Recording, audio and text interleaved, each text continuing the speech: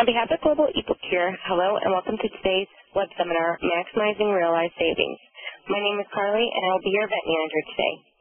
Before we get started, I'd like to mention that today's web seminar is being recorded and you are currently in a listen-only mode. Now, I'd like to acquaint you with some of the ways that you can participate during today's presentation.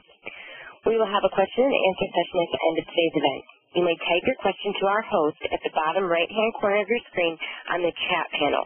Click the send button and your question will be in queue. Again, as a reminder, we will be taking all questions at the end of today's program. Additionally, please notice a series of polling questions on the right-hand side of your screen. Please select all your answers and click submit. We appreciate your feedback. Finally, if you experience any technical difficulties during today's event, please press *0 on your telephone touchpad, and the operator will put you directly in touch with an event manager. Now, without any further delay, I'd like to turn today's presentation over to Tom Garvin. Tom, the floor is yours. Thank you, Carly. Again, just to reiterate the welcome from Carly, I'd like to thank you all for coming in, and hopefully we'll make the next hour very productive for you.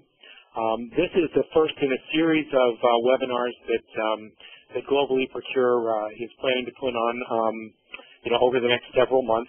Our goal here is to utilize our background and experience as a firm that for the past 10 years has been focused on creating real savings through the application of our blended model of onshore and offshore resources, plus our technology tools to drive real savings for our clients.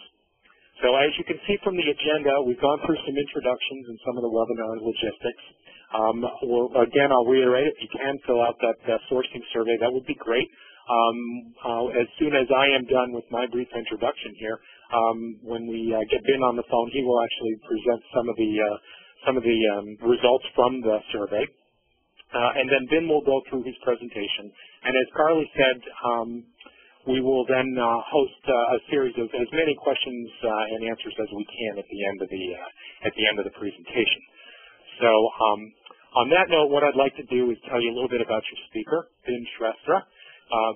Ben is one of our vice presidents from our consulting organization. He is a senior member of our management team. His responsibility here is for the delivery of large-scale strategic engagements, delivering sustainable cost savings and process improvements with some of our largest and most strategic customers in a variety of industries. Ben came to us after some background and experience as a market maker with Free Markets, as well as experience with Solomon Smith Barney, and most recently was recognized as a 2009 Pro to Know by Supply and Demand Chain Executive Magazine. And he's demonstrated significant leadership during these most recent times of economic crisis. And so with that, I'm going to go ahead and turn the presentation over to Ben, and hope, again, that you all enjoyed the presentation and gained some valuable knowledge here. Thank you so much, Tom. So we'll get started with the presentation. Again, if you have any questions that come to mind, please send them to me. I will address the questions towards the end of the presentation. Also, you will have my contact information at the end. You can always follow up with any outstanding questions that you may have. Over the past few years, the world witnessed tremendous, unprecedented financial turmoil as well as meltdown in the markets, which is no news to us. Also, in terms of the recovery, we see mixed signals in the marketplace today. While corporations have been able to post some profits over the past few months, I would say over the past year, there are still mixed economic indicators. Unemployment as well as the housing market are still concerning. Needless to say, saving money in this kind of market has never been as important, and procurement as a function has never been in the spotlight to deliver savings. In a recent survey that was conducted, saving money ranked as the #1 priority for procurement organizations in 2009, followed by obviously mitigating supply risk, improving processes, optimizing working capital. Also, in terms of our experience with Global 1,000 companies, the pressure to find the money has forced organizations to pursue further and deeper, meaning sourcing organizations are not only looking at unit price reductions and process improvements, but they're also looking at demand management and restructuring needs. They're looking at what scope can be reduced, or how can the scope be postponed to a future date. Terms like driving the right behavior is something that you will or have heard a lot. And the focus is increasingly on contract management, compliance management, as well as realized savings. From a savings standpoint, the name of the game has changed from identified savings to realized savings. I believe Benjamin Franklin once said, "A penny saved is a penny earned," but I think for procurement professionals today, it's really 10 to 50 earned. Based on the profit margins, just to give you a comparative basis, in order to generate $10 million in profits, revenues need to go up by about $100 million for financial services firms, about $150 million for telecom firms, about $250 million for the aerospace companies, and about $400 million for those companies that are in the food and drug business. So I think $10 million from a savings perspective goes much further. As a result of the increased pressure to save money, most companies, like I assume many of you, have increased sourcing activity as well as intensity. Strategic sourcing as a program or a project still continues to be the biggest weapon for any CPO that is out there. In terms of the key metrics, you will see in the graph there where we've shown a comparative basis for best-in-class, industry average, as well as laggards. The three key metrics that sourcing organizations are measured by are the percentage of spend on the management, the percentage of addressable spend sourced, and based on whatever is sourced through a program, what is the percentage cost savings that hits the bottom line. And as you can see on the graph, for best-in-class, about 90% is addressed, 70% is actually sourced, and they're able to save 12% on an average. But for the industry, those numbers are closer to about 65%, 50%, and 6% as a percentage of savings.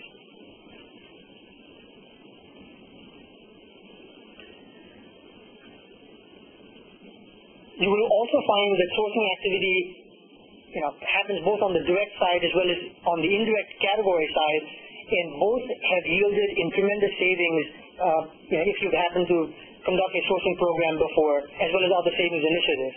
And typically, based on our experience, what we found out is that while the characteristics and saving strategies are very different for the indirect categories versus the direct categories, both have yielded tremendous savings, about 4 to 12% on the direct categories and about 6 to 18% on the indirect categories. And what we've also found is, as companies become more aggressive, there is not only a greater belief in the strategic sourcing process, but also to be able to apply the process to areas that they've never tackled before. So we've seen a lot of companies, get into the mindset of saying there are no sacred cows. Even for the most sensitive categories, whether it's ingredients or whether it's marketing, those are being addressed through strategic sourcing. Those that are more robust have multiple waves of sourcing activity over several phases. For the ones that are very mature, they're probably in the 8th or 10th phase.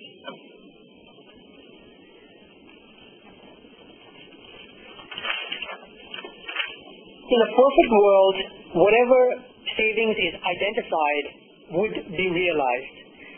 Unfortunately, the reality is that only a fraction of whatever is identified from a sourcing savings standpoint hits the bottom line. And before I go into the graph, I want to take a minute to go through the definitions of what do we mean by identified versus realized savings. So I'll talk about identified savings first. Identified savings is the key output of any sourcing program, sourcing initiative, or project. And this savings forecast is obviously based on the negotiated savings, but in terms of the volume, it's based on a historical or a projected spend forecast.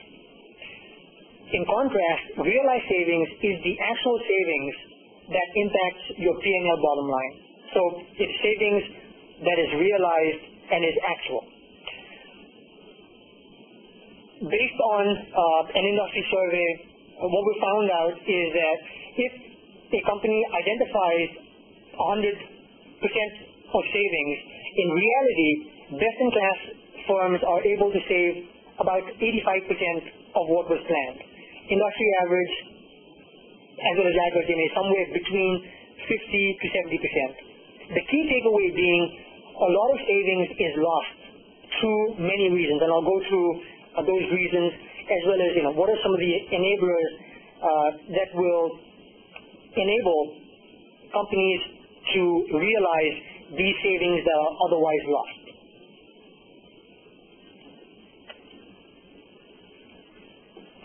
One of the main reasons why savings is lost is because of limited savings tracking and category management.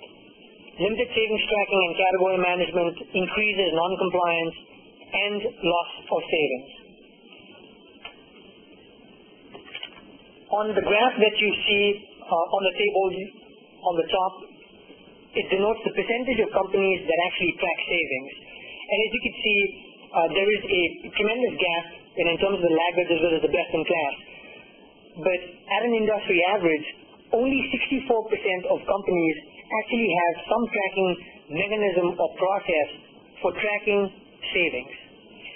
Another study, the table on the bottom left, shows that 64% track purchase price variance through ERP systems. So if you have SAP, you're only tracking it for perhaps the direct material.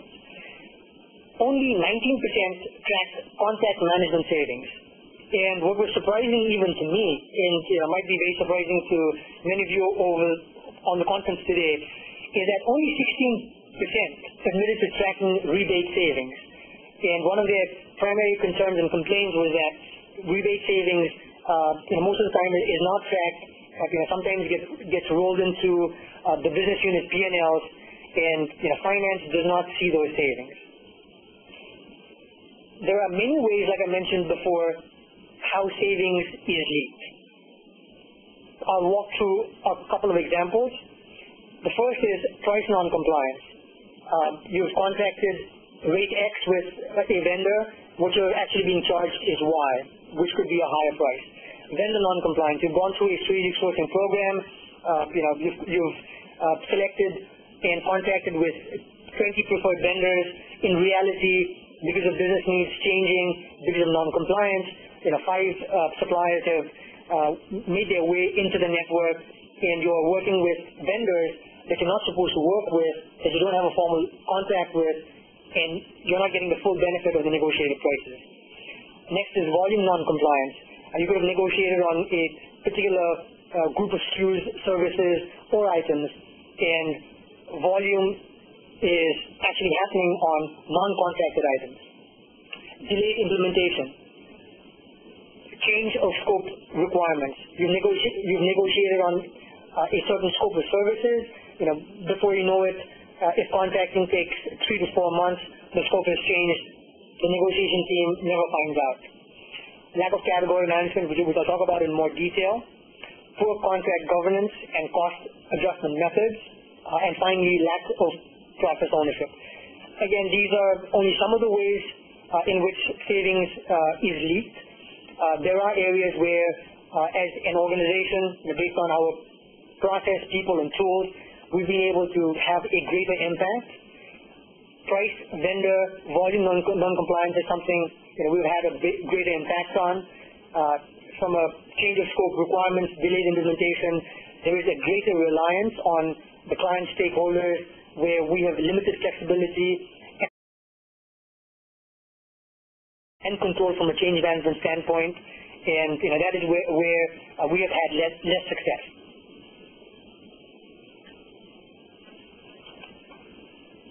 The next element from a challenge standpoint that I wanted to bring to the attention of this group is the dynamics between procurement and finance. Very many times we've found out that procurement and finance, they operate as 2 different organizations, 2 different silos, which increases procurement's alignment gap with finance. In a survey that was conducted, only 33% of procurement departments partnered with finance groups to develop and execute management of cost savings initiatives. Also, 31% of the respondents rated their procurement organization's relationship with finance was either weak or non-existent. After a sourcing initiative, I think the key handover from procurement to finance as a deliverable is the total savings that was achieved from any sourcing initiative. And the two main questions that a CFO has is, what are the savings that we're actually seeing, and how are those savings affecting the business? There are still a lot of key pain points for finance when it comes to cost savings and procurement. And I'm not sure if any of you who are on the call represent your finance departments. This should come as no surprise, but some of the key pain points that finance has are the following. There is limited to no process or ownership or technology to track negotiated savings. They're not able to get a pulse on proof of savings. There's neither a traceable or repeatable process to capture cost savings, not planned, but as they happen, whether it's month by month, whether it's quarter by quarter. Also, for the most part, dashboard reporting with compliance KPIs that aggregates all of the categories for all of the spend that is under management is, for the most part, non-existent. And even where tracking exists, the process tends to be very manual, meaning it is spreadsheet-driven, and it's mainly used for post-analysis rather than for pre-planning. And in terms of the dynamic that I mentioned earlier, what we find is many procurement groups, they often struggle with how to prove that their cost containment and savings are hitting the bottom line. And because of this dynamic, in many cases, the procurement group, where they have not been able to substantiate and justify the cost savings, has lost credibility with the finance groups. So the key questions based on whatever I've covered thus far is, how do we realize more savings? What are the enablers for success? And how can procurement align better with finance to deliver greater value to the enterprise? So I'd like to move on to the second half of my presentation, where I will be focusing more on what are the enablers, how can we realize greater savings and provide better value, profits to the enterprise.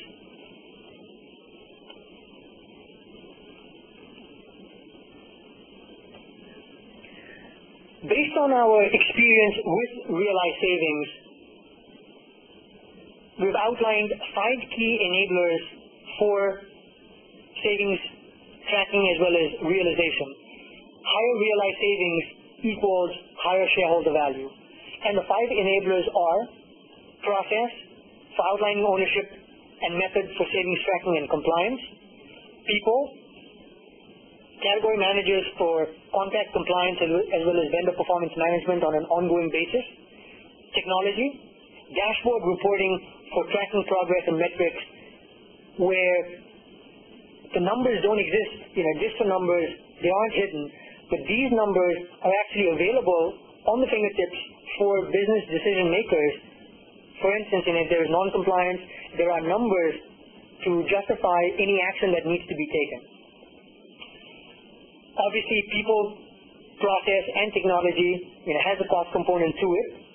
And in order to justify the business case, creating a cost-effective solution involving all these 3 pillars of realized savings, people, process, and technology, through a blended resourcing model is the 4th component. And the final that we've listed is collaboration with finance. Let's be honest, finance is always looking for savings, but in order for us to realize savings as procurement professionals, we need finance as well. We need finance's support all the way throughout the savings realization process, all the way from start to the end, which I'll touch upon more in the slides that are to follow. but what I will do next is spend about 2 to 3 minutes on every single enabler to add more depth to why these enablers can add to realized savings.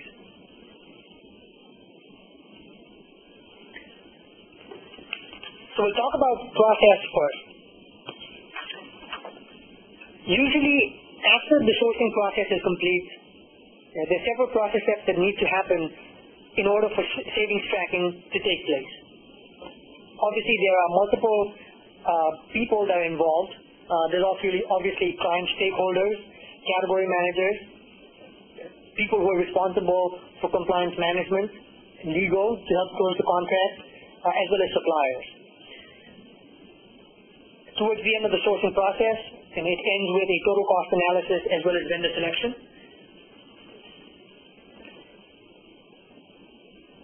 The vendor selection process also entails finalizing the scope of work, the service level agreements, terms and conditions, and at the same time, worked into the contracts are performance and reporting metrics that the supplier, the contracted vendors need to stand by. Depending on the complexity of the category, there are potential site visits, plant visits that are required from a vendor onboarding standpoint. Vendor onboarding, which is the next step, has also other important steps that are required. If there are new vendors, obviously registration of the vendors onto the client's platforms, updating the vendor master, the contract sign-off, enablement of any technology that is required, whether it's EDI for invoicing or otherwise, and obviously internal communications that need to go out to the organization, letting them know that the sourcing process is complete and we're moving on to the contracting phase. This is the new vendor we've selected. This is the scope of work. This is how you can buy from them, whether it's on a how to buy website or a different portal. After vendor onboarding, the next critical piece that needs to be onboarded is obviously the transactional piece. Finalizing the operating requirements, billing, invoicing, updating the pricing systems on ERP, and obviously anything that is needed to be done prior to releasing a purchase order. So to backtrack the step, sourcing is complete. We've conducted the total cost analysis. Vendor has been selected. Vendor has been onboarded. We have onboarded the pricing components. The next thing to do is to review the savings methodologies. Really answering the question, how will savings be tracked? Review identified savings process and the reporting mechanism to be able to finalize who the supply contracts are, what is the frequency of these updates, what is the frequency of follow-ups, what are the right templates that will enable suppliers to provide reports, what are the templates that are required that will enable the compilation of all of the reports on a monthly basis, which prepares the team, the process for savings tracking and compliance management. And I'll talk about the last slide in more detail, but to go through it really quickly, being able to track actual savings, have a standard reporting process in place, obviously do the purchase price variance, check pricing, vendor, volume non-compliance on an ongoing basis, and equally importantly, to be able to conduct traceable audits and escalate issues, resolve issues as they happen.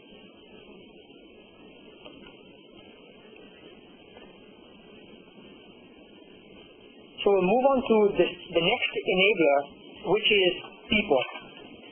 So in addition to the process, I believe the Aberdeen survey for the CPO's agenda in 2008 mentioned one of the key priorities was people, and people. And I'm sure it's still on the top of the agenda as far as CFOs and procurement organizations go.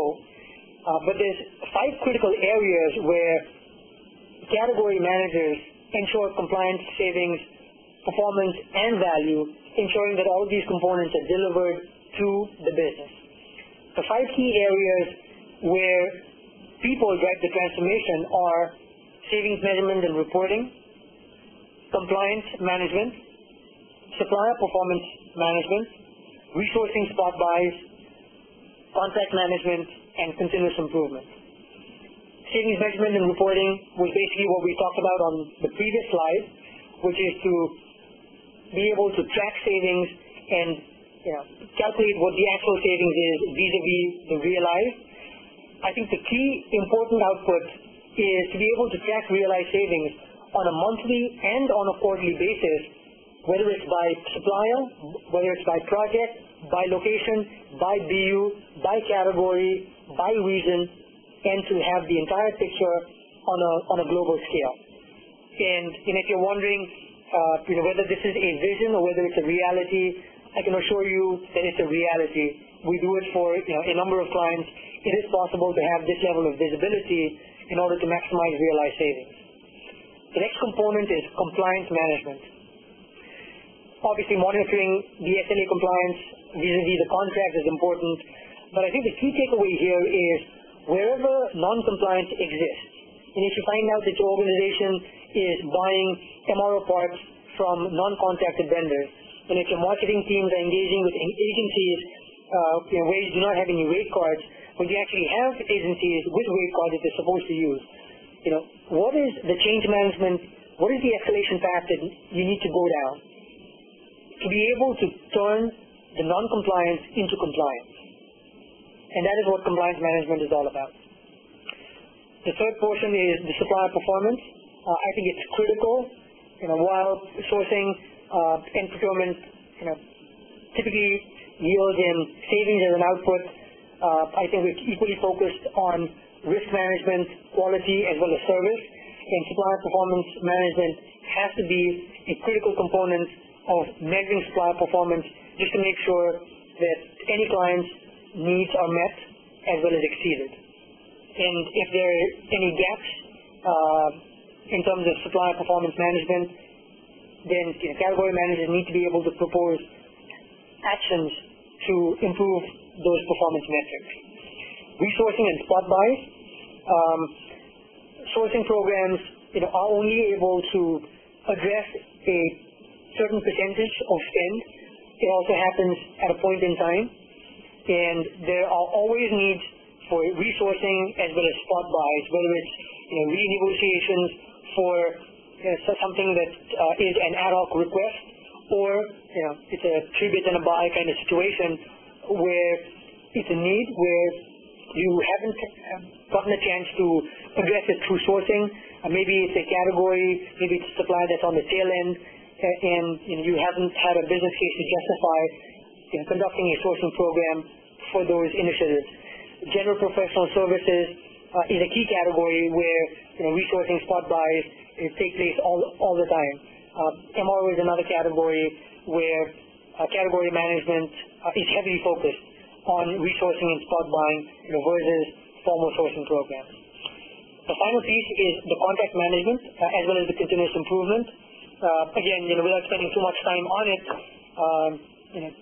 touching base with the contract SLAs, but I think most importantly, working with vendors to ensure that contract obligations are met, that deliverables are either met or exceeded, and if there are any continuous improvement targets, whether it's 2 to 4% savings year on year, or whether it's incremental technology support, that the organization is receiving those benefits, and that those agreements are not limited with the contract, that those benefits are actually realized.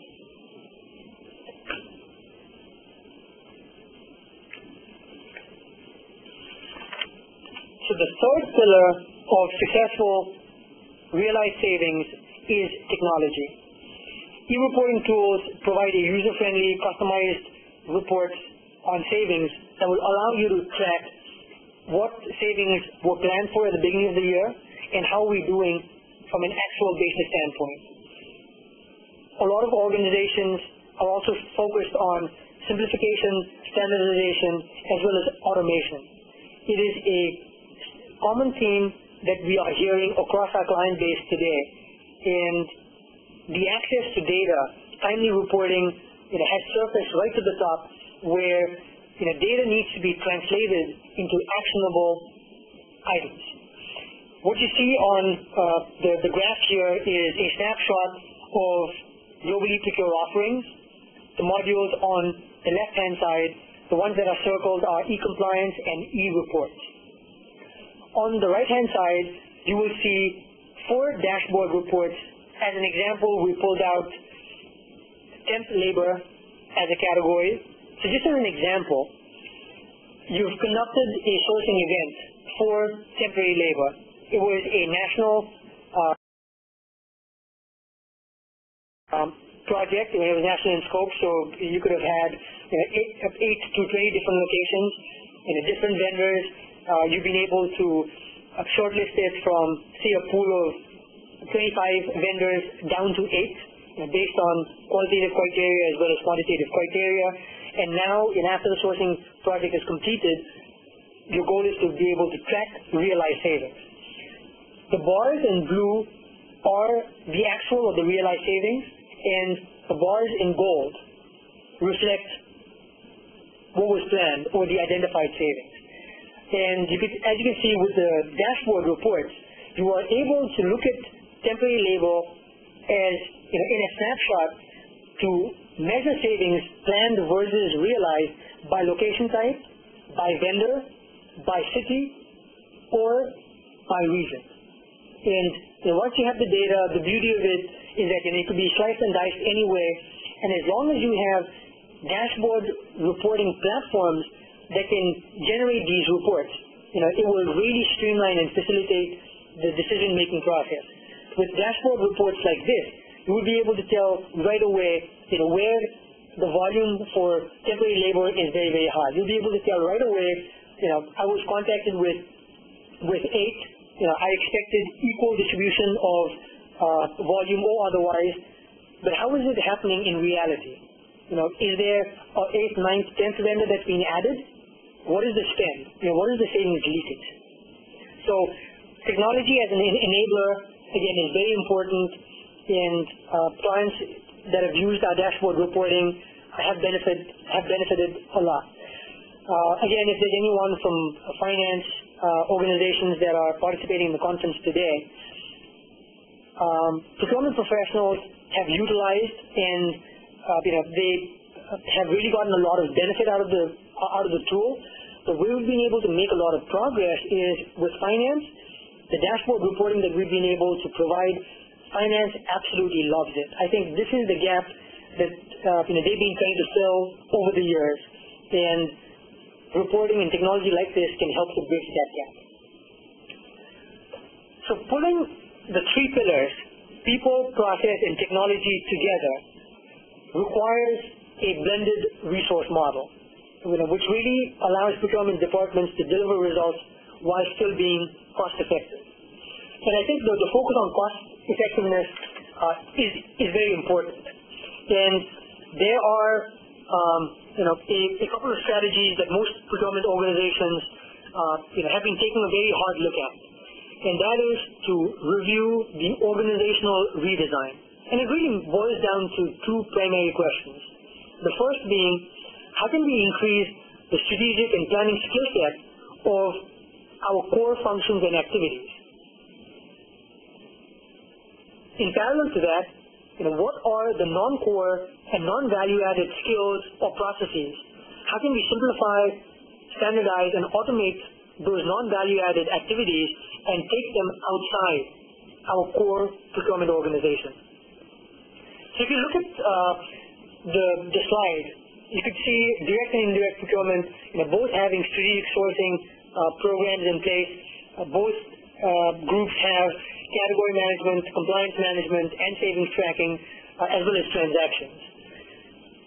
We believe that defining what is core versus non-core is critical to understanding what will allow you to focus on increasing your competitive advantage. That, in essence, is the organization's core competency, which we feel should be retained internally. The internal competency can also be augmented with external resources, and it's a combination of onshore as well as offshore resource. And the onshore support could be focused on program, project management, change management, and governance, while the offshore support can add a lot of value in terms of lower value-added activities, tech support, supplier communication, savings tracking, data analytics, as well as reporting. And over the course of evolution of procurement outsourcing, there was a time when firms were evaluating what is on-site versus what is off-site, what is internal versus what is external. There was a lot of resistance, a lot of concerns around how can we utilize external resources. I think the industry has matured tremendously, where a lot of organizations are now really taking a hard look at their organizational structure, not just from a people standpoint, but also from a strategy standpoint, saying, where do we want to be 5-10 years from today? And in order to get to that future state, what are the processes and strategy that we need to put in place today?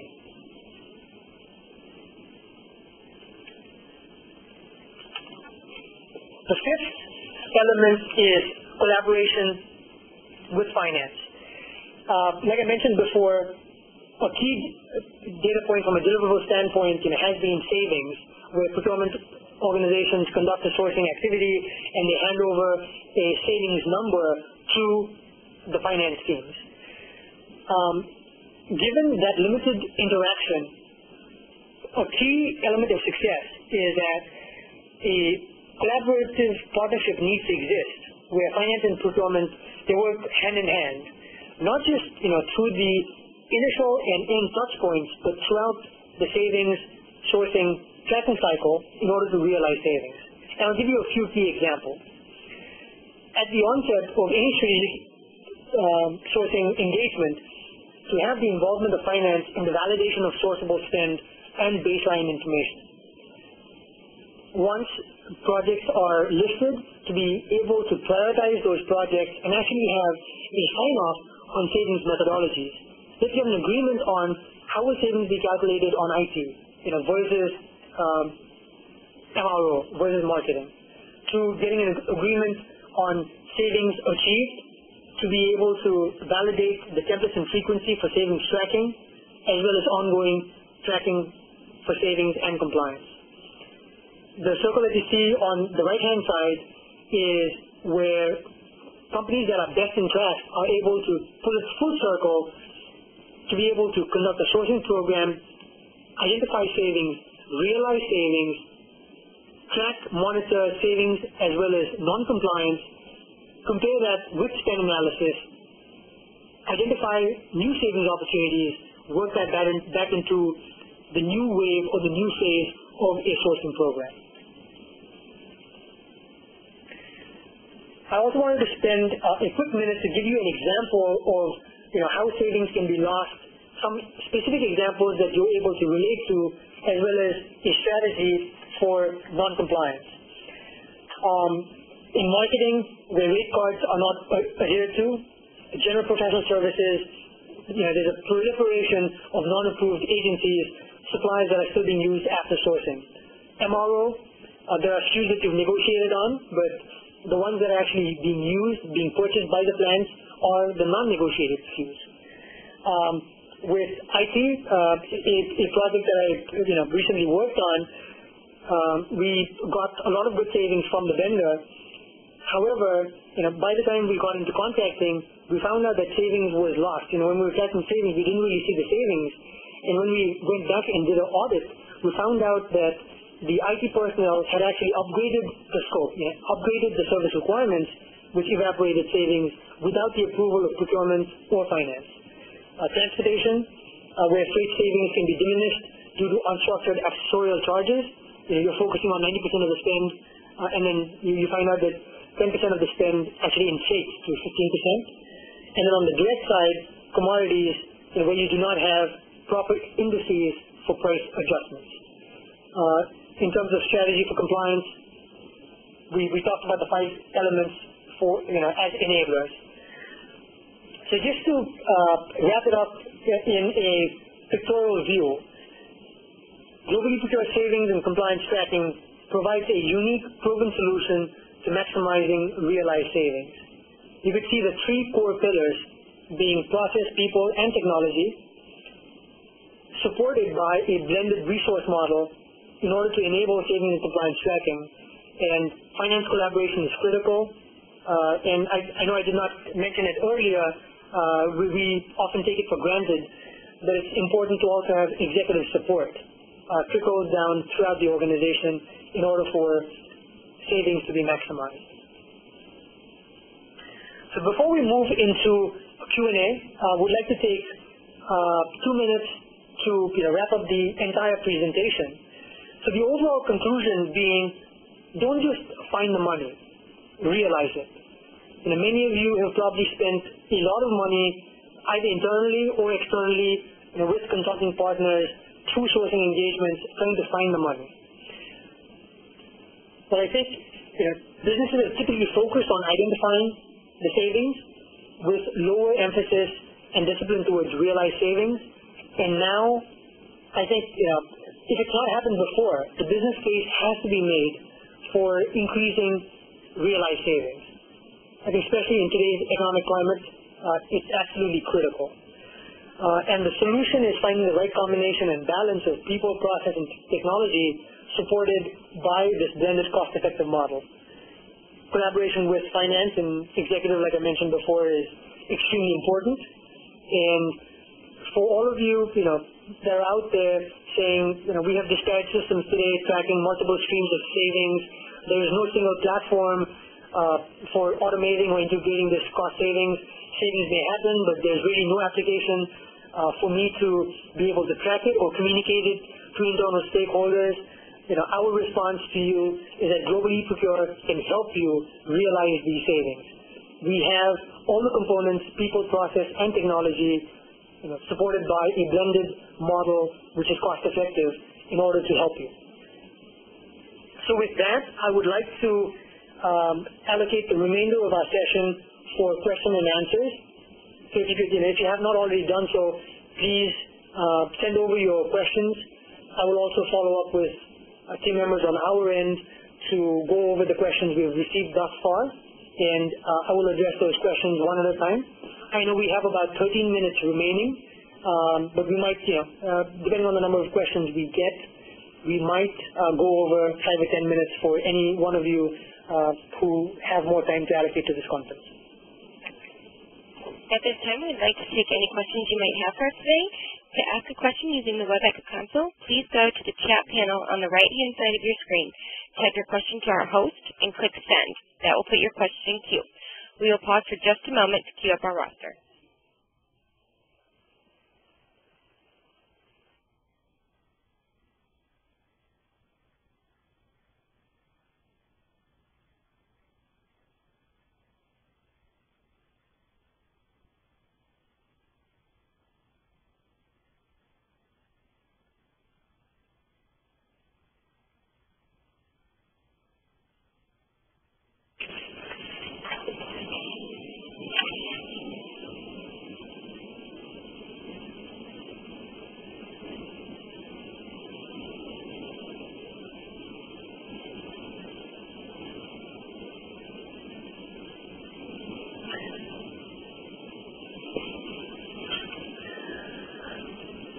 So one of the questions that we've received is, what are the guidelines for what each category manager can handle?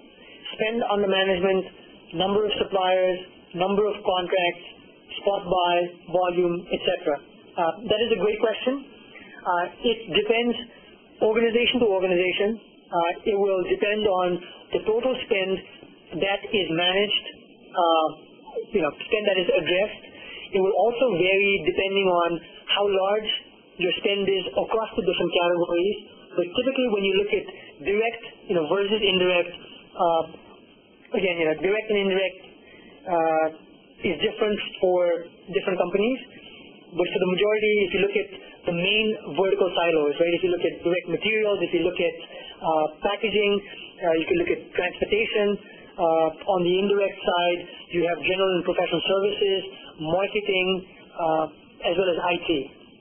And the metrics that you mentioned, the spend under management, number of suppliers, number of contracts, spot buy volume, is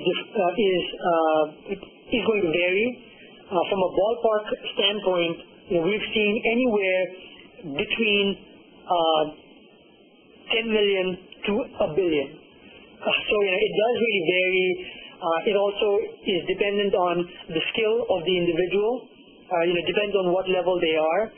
If they are at a buyer level for MRO, for instance, someone who's managing transactional level activities, that's one end of the spectrum.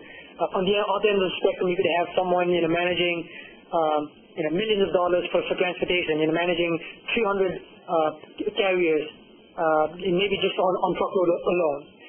So it really varies. I could share some. If you have a specific category, you could send me an email, and I could share insights for what we feel is an industry benchmark for spend under management, number of suppliers, number of contracts, as well as spot volume buys that an individual within the procurement team is able to manage.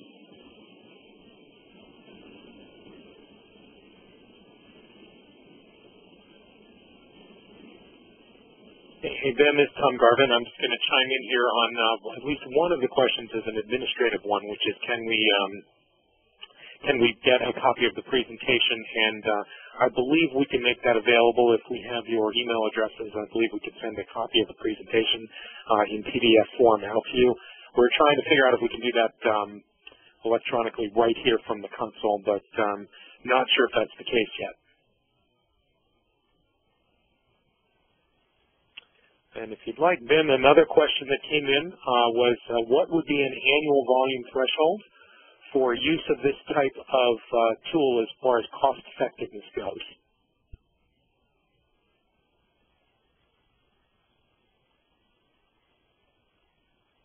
From a spend threshold standpoint, the answer is we do not have one. If you need help from a savings tracking standpoint, we should be able to engage in dialogue, understand your requirements, and come up with something that is affordable. So my response to that would be there is no threshold. I think we would be open to all discussions. And Tom, please correct me if I'm wrong. Okay. Good. All right. Excellent. So before I move on to the next question, I just want to let Carly. Carly has informed us that you are allowed to save the presentation. If you go to File/Save on your console, that will allow you to actually save a copy of the presentation to your hard drives. If that doesn't work or you have any issues, by all means, send a note off to Ben or myself. And we'll make sure that you get a copy of the presentation. All right. Next question is kind of long, so I'm going to try to summarize this for you, Ben. And basically, in the course of the presentation, we discussed partnering with finance, which is important, but we didn't talk about partnering with operations, the ones that actually make the purchasing decisions. What are your thoughts on this? We have the ability to reduce budgets, but we have seen that in some areas it just encourages operations to make lower quality purchasing decisions rather than preferred supplier purchasing decisions. We've implemented a lot of tools to help us with compliance tracking, realized savings, calculations, etc. But how do we take this to the next level and achieve 90% compliance or above rather than the 60 to 70% compliance? And then just a note, they're a decentralized organization with about 350 buyers and 300 different offices nationally. That is a great question. I think the intent was not to shed light or focus on the operational folks. I think that is absolutely critical, and I think that is in terms of gap alignment. It's the category managers or the people that are within procurement that can play that role. I could give you an example of where one of my clients has tackled the same issue that you're referring to. Given their decentralized operations, what they did was develop a shared service organization, which later became a center of excellence, where they had dedicated resources by category group. And the ones that got attention immediately were the categories that had a lot of spend, namely marketing, and logistics. Where, if you follow the 80-20 rule, those are categories where a category manager, just for those two specific areas of spend, was justified. And the team that is in place right now, they are trying to address other areas by having additional category managers. But the business case there was to have external support, external category managers to be able to talk to the operational folks, to be able to share vendor reports, escalate issues, all of those savings compliance details on a monthly basis. The business case is being made, but like I mentioned before, areas where there was spend, was easily integrated into the shared services area where they started, taking care of all of these issues, primarily for marketing and logistics.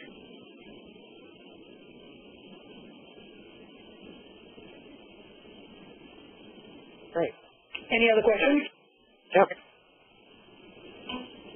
I don't see any more coming into the queue.